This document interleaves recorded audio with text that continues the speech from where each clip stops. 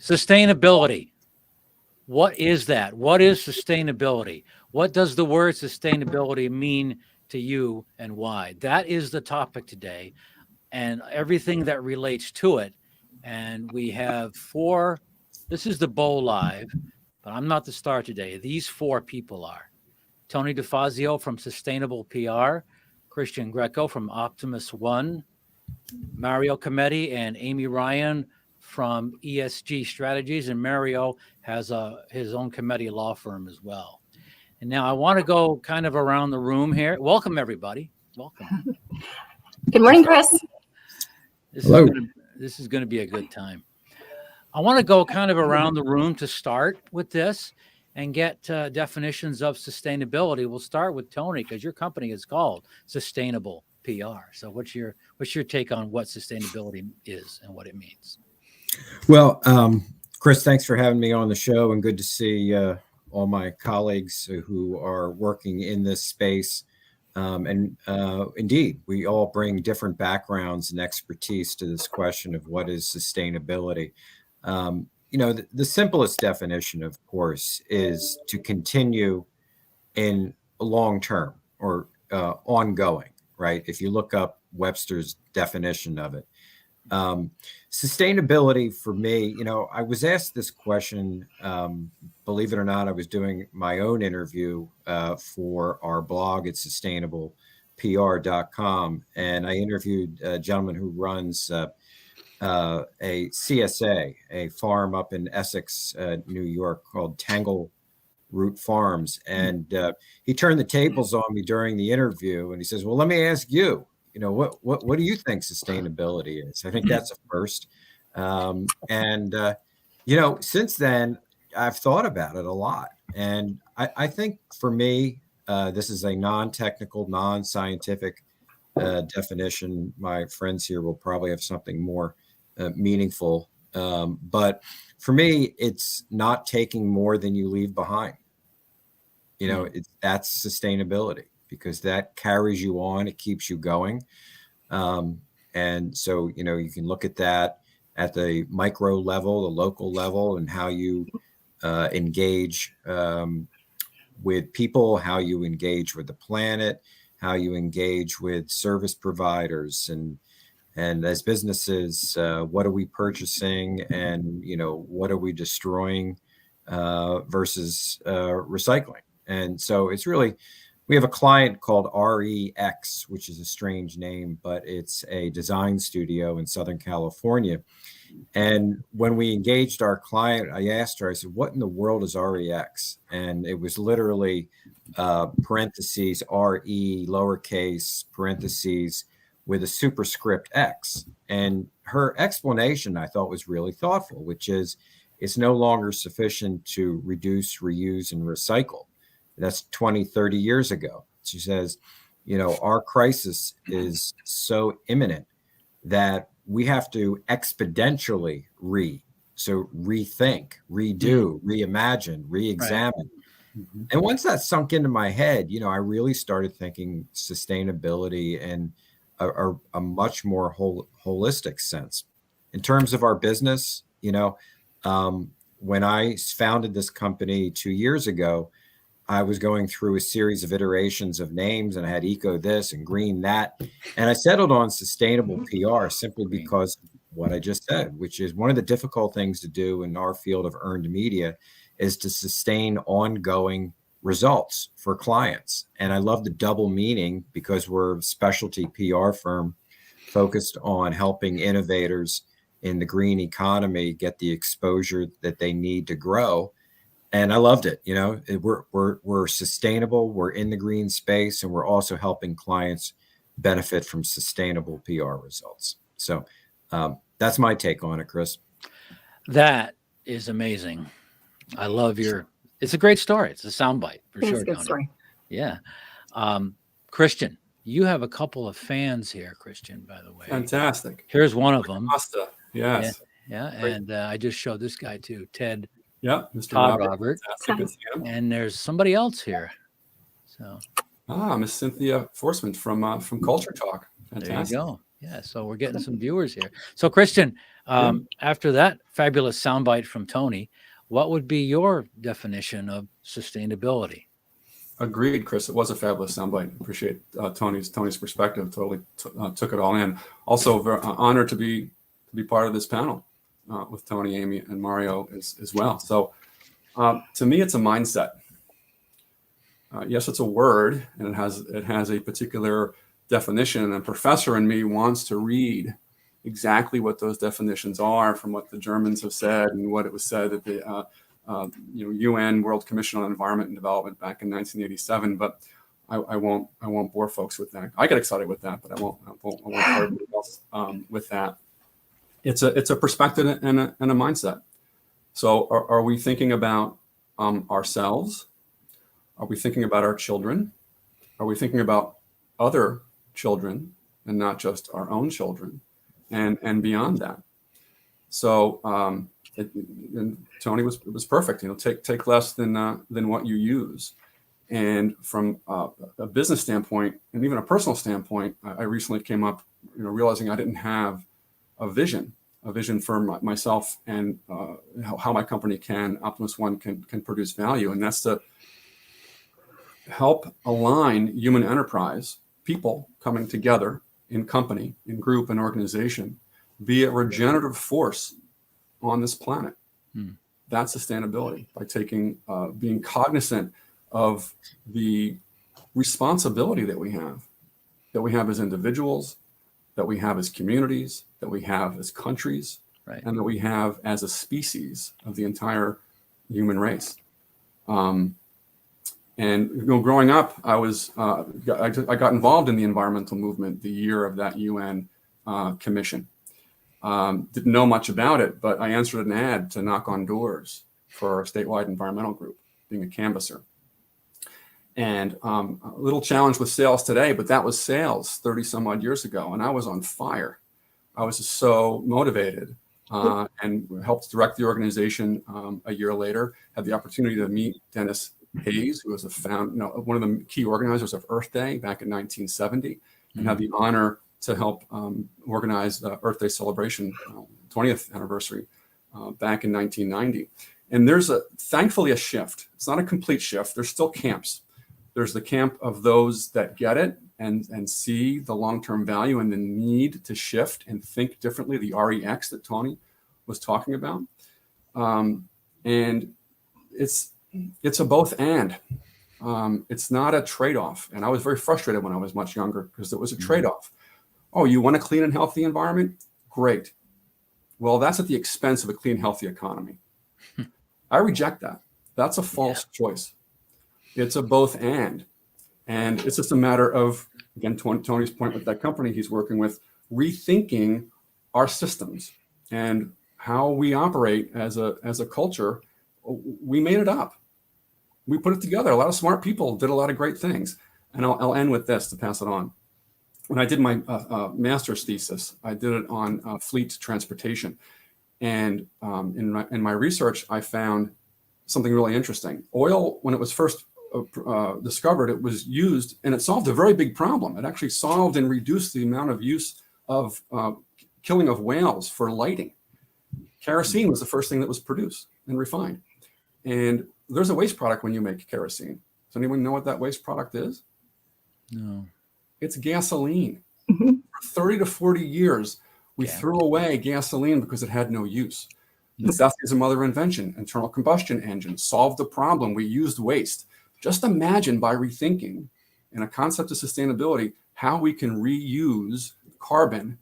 It's not a full answer, but it's just a way of shifting your mindset and looking at waste and solving a problem. I'll end with that. Christian, Oh, go ahead, Amy. Go ahead.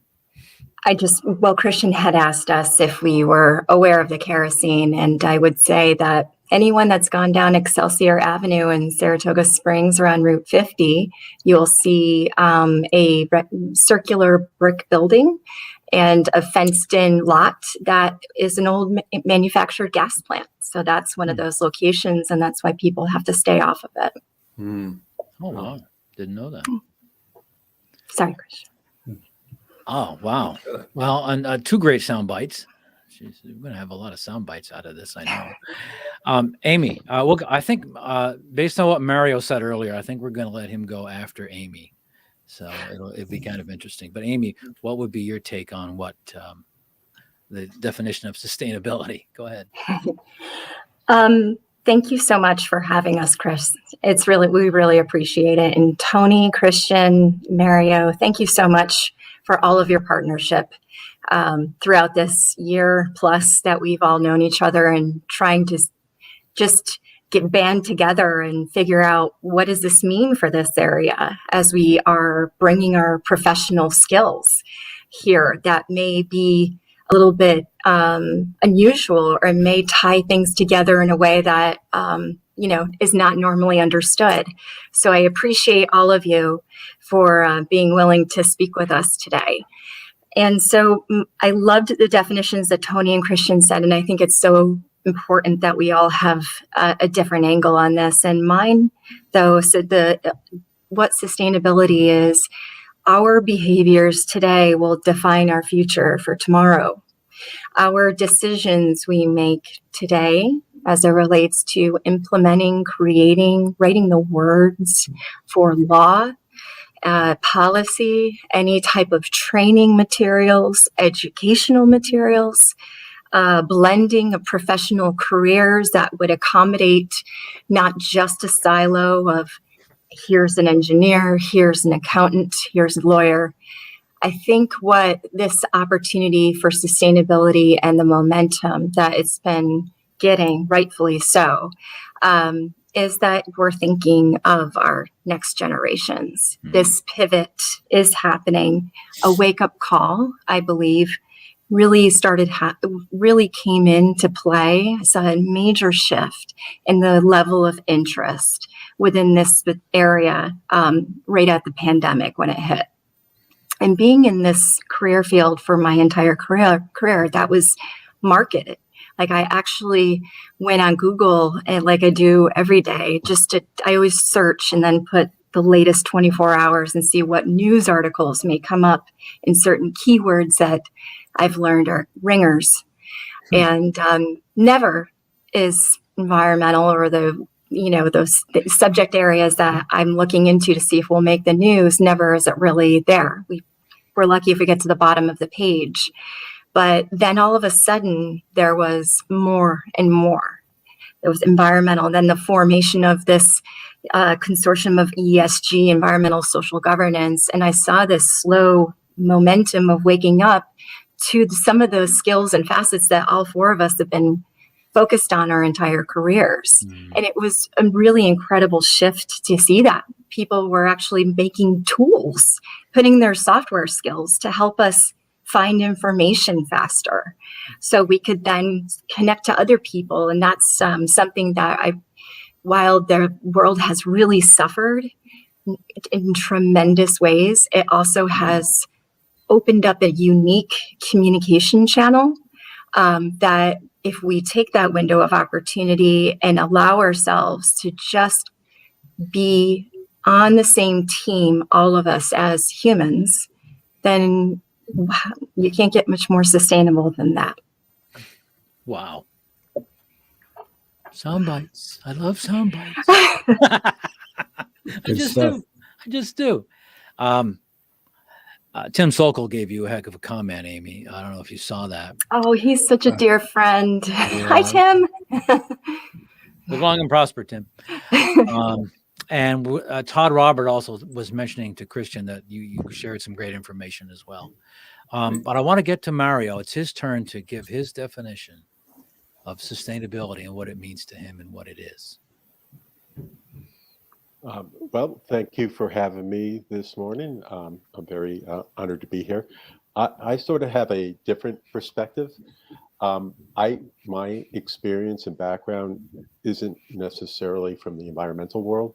It's more from the world of an attorney trying to defend corporations and hold them accountable for things like products liability and things like that. I think like any word, it has its utility and its limitations. And when I think of sustainability. I think of it more broad and not necessarily. Well, I don't think of it as being just tied to the environment, environmental use, even though those explanations have been excellent. I think it has evolved in the business world as to something along the lines like continued viability and vitality. What I mean by that is in innovation, continuing, but also innovating, and not just with respect to environmental concerns, because Amy and I have had these discussions with a lot of different people. In my mind, a company can't be environmentally responsible unless it's both socially responsible and its governance is responsible as well. So when I think of sustainability, I'm also thinking about, is the governance of the company or business always, is it sustainable? Is it learning? Is it growing? Same, and with regard to its employees and its place in society. Are they retaining employees? Are they making it worthwhile for their employees? Do they have an overall mission? So I guess I'm a little bit more practical, and I recognize that it is imperative that we establish this, sustainability. But I also look at it from the perspective, like, if you don't do it, you're not building for your future as a company, whether your mission is to make profits or to be a responsible, entity. So whether you want to call it sustainability or continued viability, or just making yourself continually progressive, for lack of a better word. Okay. That's how I think of it. I almost feel like the word is not encompassing enough about what it means today in the business world, but it certainly has anchored itself in the discussion. Wow. I don't know if that all makes sense. 4 sound bites, all right in a row. I love it. Good stuff. That's my favorite word of the day. I say that a lot. So, Mario, when you were talking, I totally agree with everything you're saying. And what comes to my mind is just good business. Yeah. Good Yeah, business. best practices, right? Mm-hmm. Yeah. Yeah. But I don't want to come across like I'm trying to discourage the use of the word, because it is important. And I do think that the whole concept, like as Tony indicated earlier, has arisen from the concern about the environment. But the environment could be, the model for constantly renewing itself. But I think of it much more in practical terms and also from a business sense. But then, hey, I'm an attorney. Are you, Mario? But you're right. But you're right, Mario. I mean, there are regulatory guidelines and applicability right now for businesses, and there will be for more. And the applicability is not the type of typical compliance review that people are doing when they do their checks and balances for their businesses. We are across the gamut on pulling. When I'm researching for a client, specifically a small business or an emerging technology, what is that? An innovator, an inventor. The Albany region is leading in climate technology and innovation, which is really exciting and really we should be proud of as it relates to our strength in meteorological and atmospheric test research. So, what is it that they need to know? And there are some significant things that could be an impact to their bottom line now or in the future. And it should be either built into a business plan, within their business plans, or considered as they start, forecasting for their profits, or looking for as it looks into the future, as well as supply chain. We've been hearing a lot of that. And it's how do you stay on top of that? How are you going to be able to be vigilant? And I think that's where the strengths of the consortium of all of us and what we can bring. We have checklists, we have question sets, we have training modules, we have, we can interview the employees in a way, because we know, and Chris, you know this, we want the businesses, we want the communities to succeed. Of course. I have a question for Tony and Christian. Do you feel like the business world thinks of sustainability as a limitation or restriction, or as a word of empowerment? That's always been my concern. Like when you say it, they're like, "Oh, that means we gotta make sure our garbage doesn't get wasted or stuff like that." Do as stuff. opposed to Yeah, that's gonna be a cost. I'll jump in first. I think it depends, Mario, on the type of business you're speaking with. Startups by nature are more innovative. They're disrupting industries. They're typically, though not always, started by younger age groups. And I think they're already on board with sustainability. I think, if you're talking to larger entities, they may be looking at it from a compliance standpoint and a cost standpoint first, and they might be risk averse. Not to name names, but there are certain large employers where we are based in Glens Falls who would rather pay EPA fines than be progressive and move forward with sustainable environmental practices.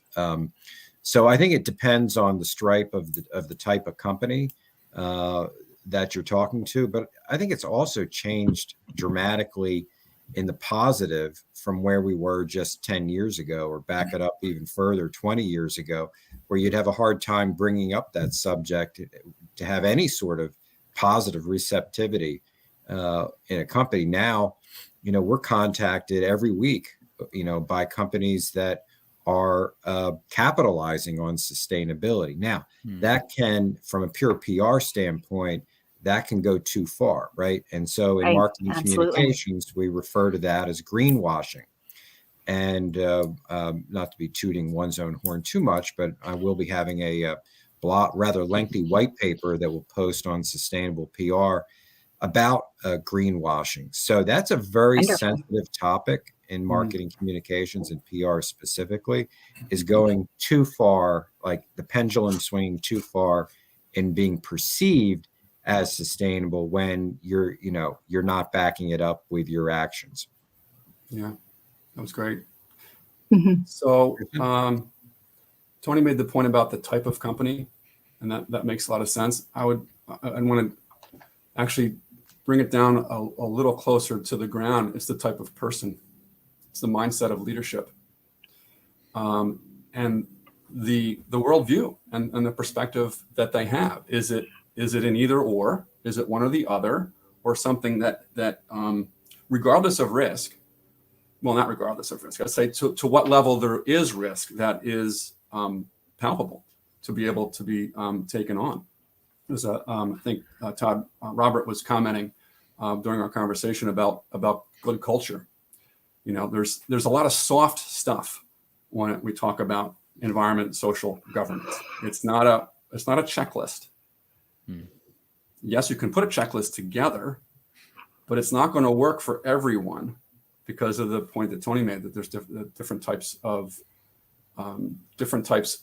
companies. And so it gets me back to what is your perspective and worldview about it. So and I argue that there's two different camps. There's the Milton Friedman camp. The environment was really starting to be paid attention to in the late 60s. And then, in 1968, I think the moonshot really changed a lot of people's mind. It just gave a whole perspective of, hey, wait a minute, there's whatever number of billion of us on that blue marble when Apollo 8 was orbiting around the moon. That was a pivotal shift in a lot of perspective of a lot of people, but not everyone, right? And I don't disagree with Milton's perspective. I don't subscribe to it completely. But it's the purpose of business, the social responsibility of business is to make profits for shareholders. So that's an either or. That's a one or the other. And there's many companies more and more today that are not subscribing to that because it's inadequate. It's not allowing me, say as an employee of a company, to walk in the door with more than just my body.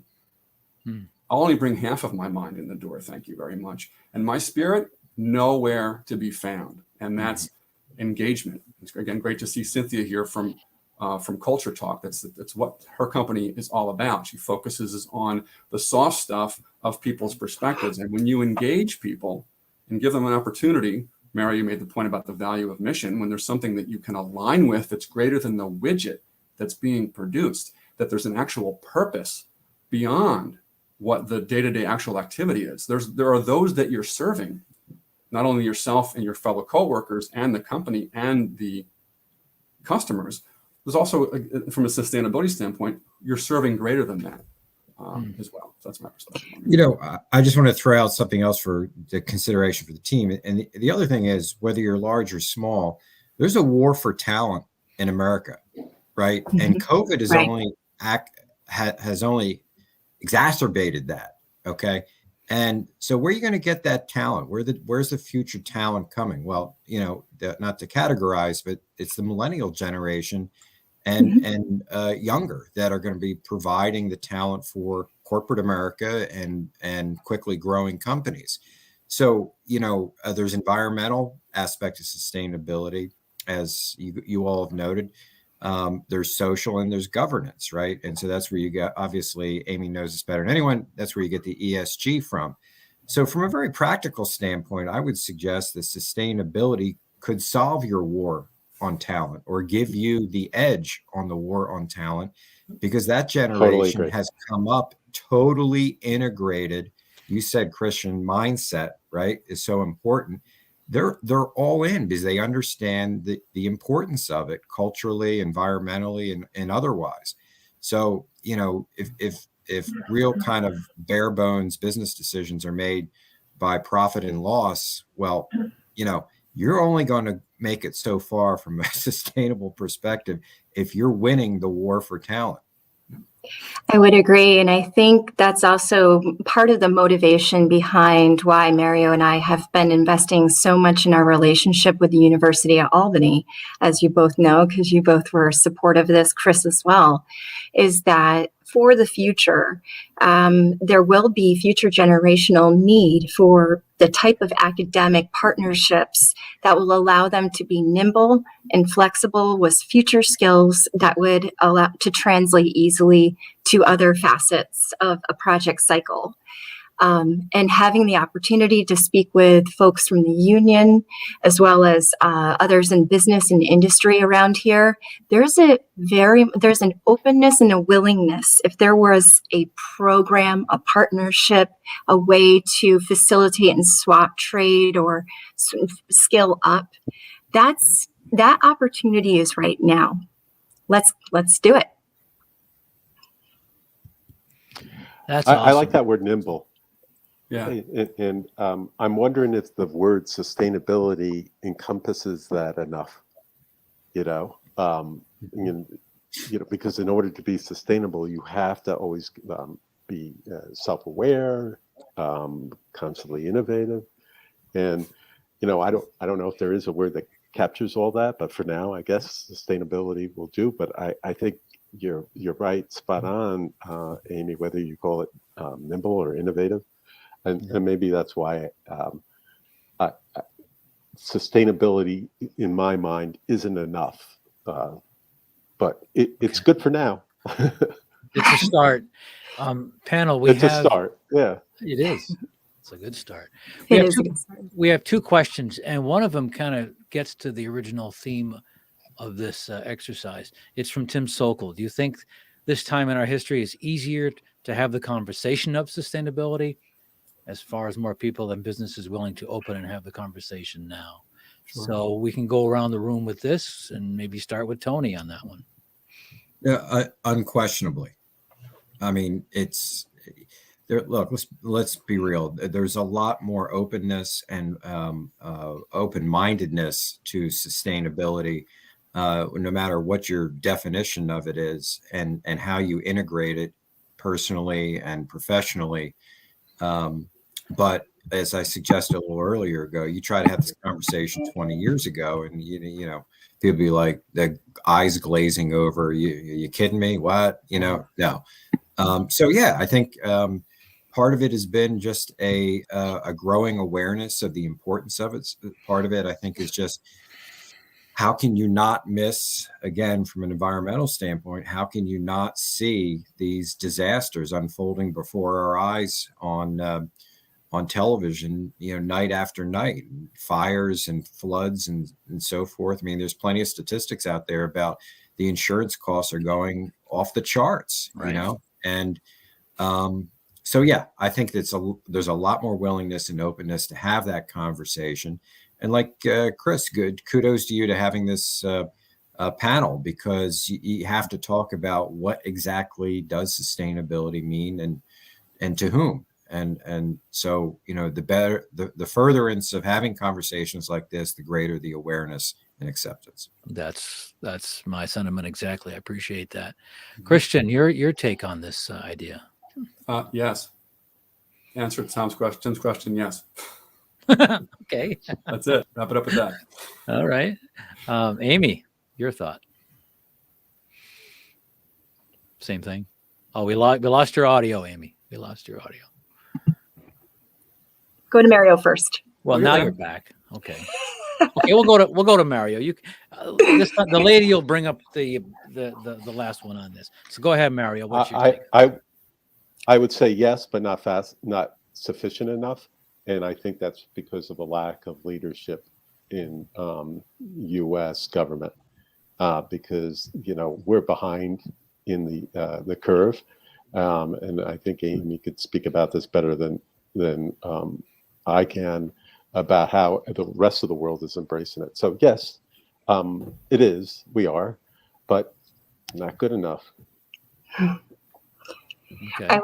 I would say it's better than what it was before, for sure. There were many years where I would have to be very careful of how I would provide audit readouts and findings from walking through various industrial facilities throughout this country.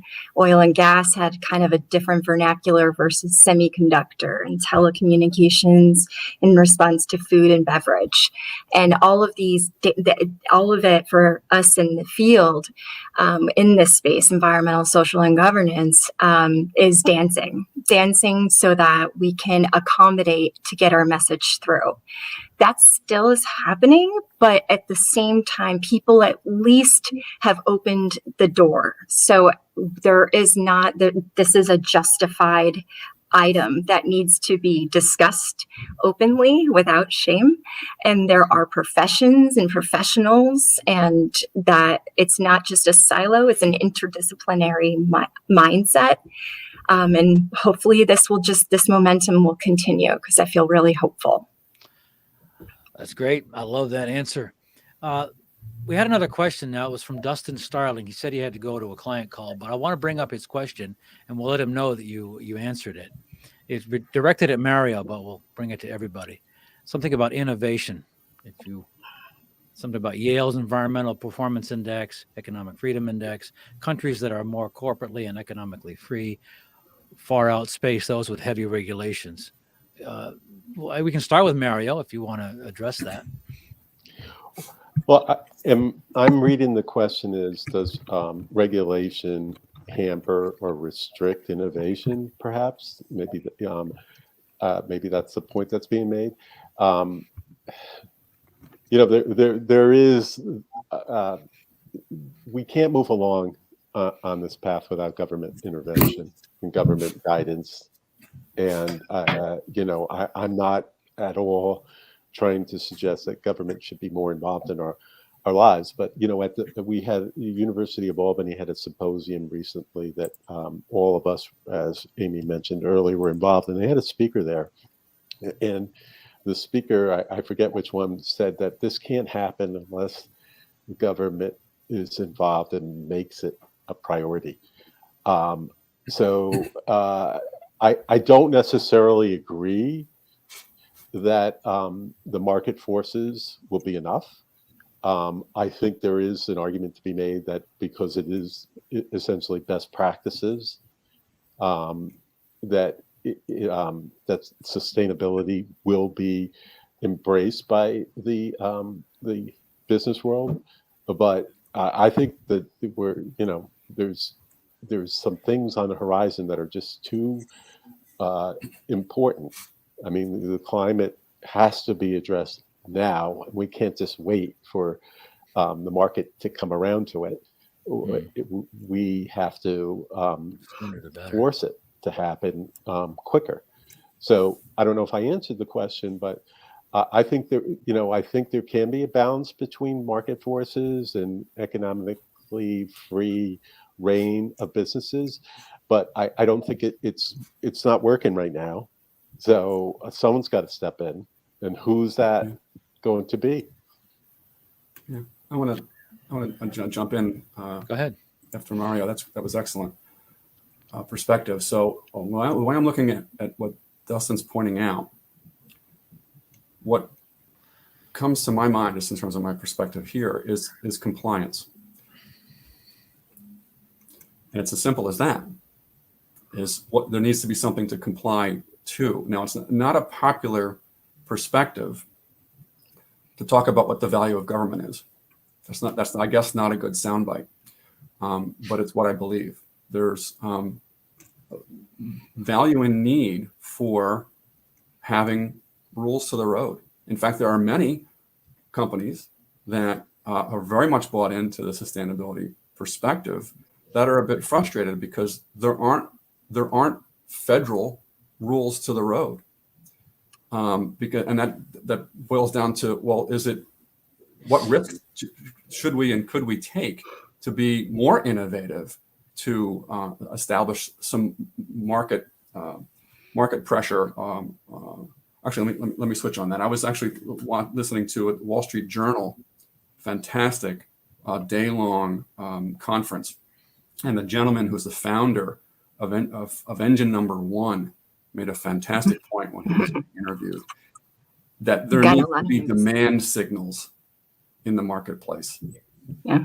And when you have demand signals, you have a lane to allow both government and companies in partnership to move forward. So, and I'll end with it really also to me boils down to mindset. Do you look at a regulation as a valuable, necessary thing because it has a purpose, clean air, clean water?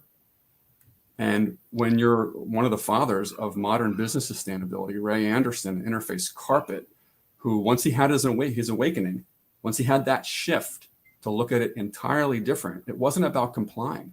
It was about setting his own vision and inspiring his folks in his company to meet that goal, which was a goal set in the 1990s to hit 2020, with which they met in actually 2019. There was a little bit of carbon credit, meaning that they bought somebody else's environmental protection to make some of their carbon emissions go down, but they ultimately met their goal because they moved beyond what a compliance perspective is. Mm. Wow. It's part of their ethos. Mm-hmm.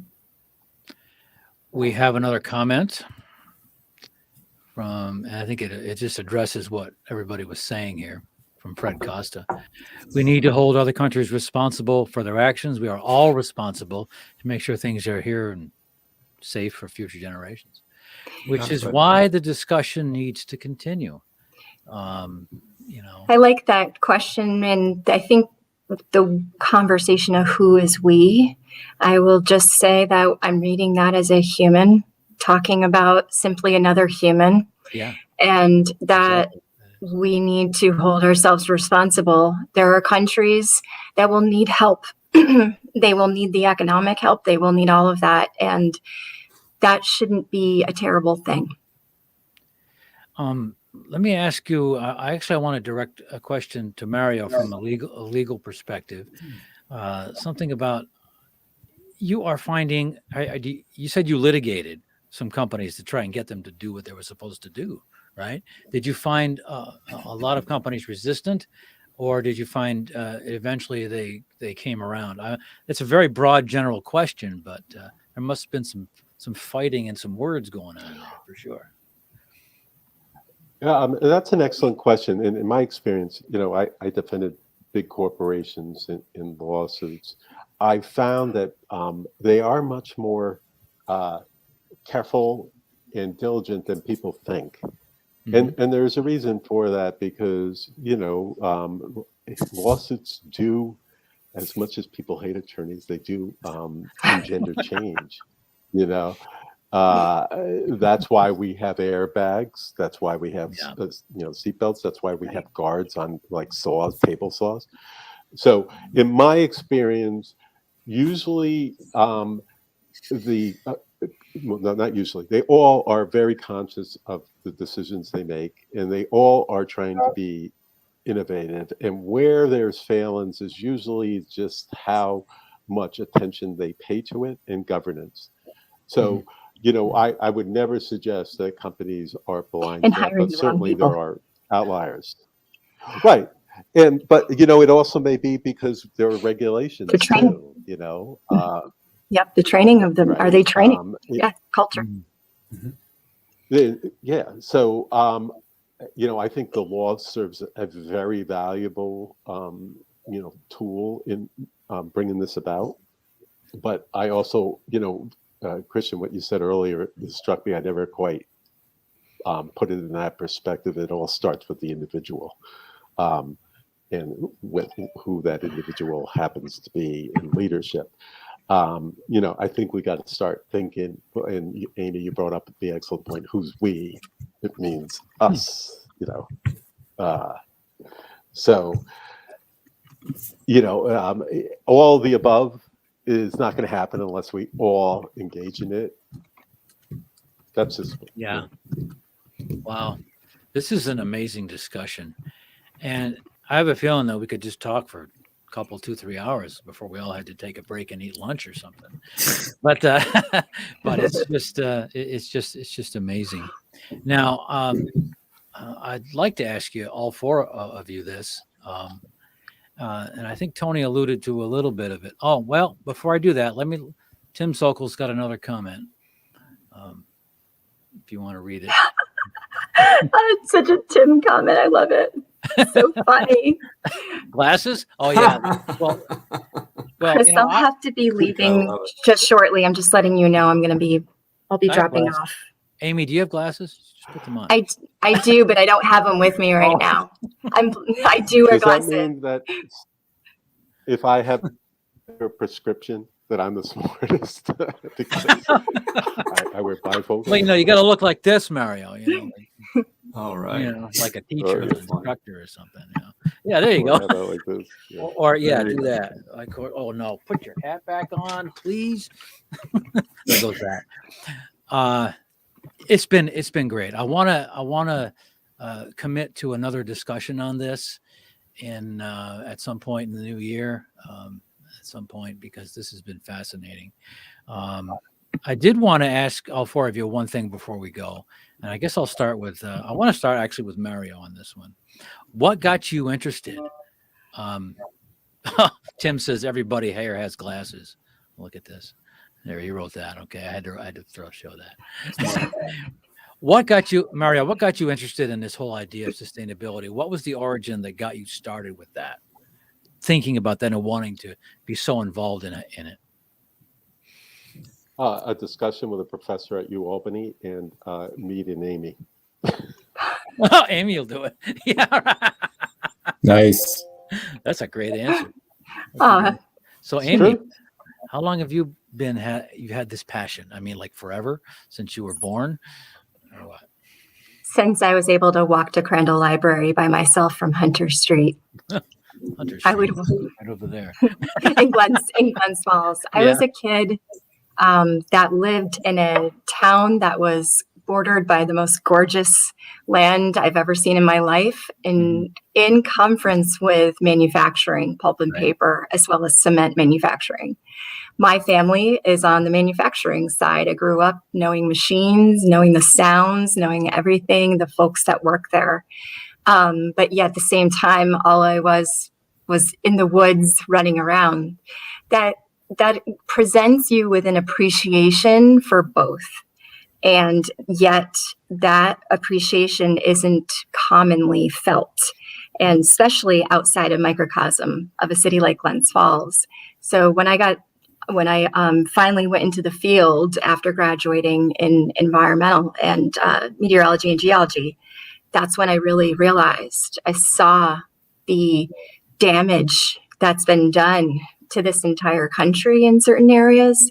I've also seen amazing things. Right. I've seen amazing behaviors. I've seen incredible stories.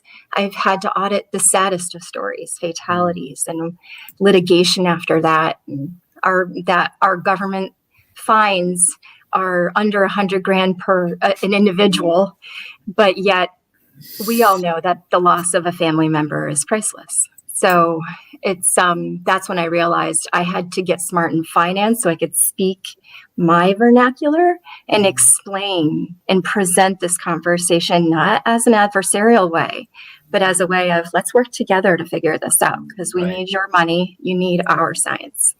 There you go. Soundbite number 11 right there. Christian, what got you started in this whole crusade? So I was a kid growing up in the 1970s. And so I remember the Native American commercial, the public service announcement, where I think the people someone just threw garbage at his feet in a car or something. I remember that. Like, with that resonated. I was like, yeah, that's not responsible. That's mean. That's cruel. And so I'm always going back to the perspective of mindset. It was just mindset, how I thought. Tony, I think that's great. Tony, I think you started some of your story earlier, but what got you interested as a younger person in this? Yeah, I would echo what Christian said. I remember that PSA. And I think everybody of a certain age that was around then does. It was I do. compelling. Not me. What's that? Wait a minute. Sorry, I'm just calling you guys old. Yeah, fair enough. I remember it. I got the gray. Yeah, I was none at all.